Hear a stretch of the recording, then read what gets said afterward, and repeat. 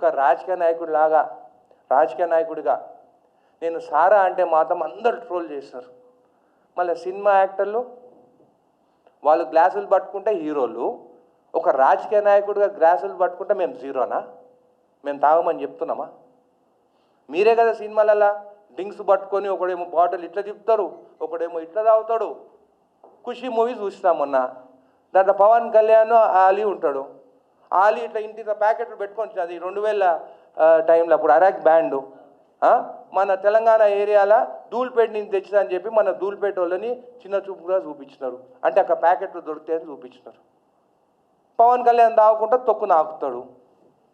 మళ్ళీ ఇదేం కల్చరు? నేనేం నెగిటివ్ చెప్తలేను పవన్ కళ్యాణ్ గురించి, అది మూవీలాగా చూడాలి. కానీ యూత్ ఏం చూస్తారు, అరే మా యాక్టర్ ఇంకో గుడంబా తాగుతాడు, అది ఎక్కడ దొరుకుతుంది అని పోయి ధూల్పేట పోతామంటారు. అదైతే కరెక్టు. ఒక రాజకీయ నాయకుడిగా నేను సారా అంటే మాత్రము అదిగో కాంగ్రెస్ ఎమ్మెల్యే సారా తాగమంటు. నేను తాగమని చెప్తలేను, నేను ఇప్పటికి చెప్తున్నా తాగొద్దంటున్నాను. కానీ మార్కెట్లో దొరికేది ఏంది, మన కల్చర్ ఏంది?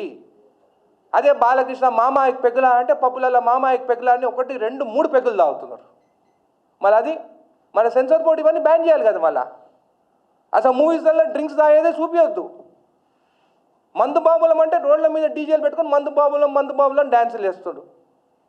అంటే సినిమా యాక్టర్లు వాళ్ళు తాగుతానేమో కరెక్ట్, మేము మా జీవితం అంతా మా పిల్లలతో కూడా మేము స్పెండ్ చేయలేము. వాళ్ళు సినిమాలు తీస్తే వాళ్ళ రెవెన్యూ వస్తుంది మాకు. మేము పబ్లిక్లోకి పోయి మా పిల్లల స్టడీస్ కూడా పేరెంట్ టీచర్స్ మీటింగ్ ఉంటే కూడా పోలేకపోతున్నాం మేము.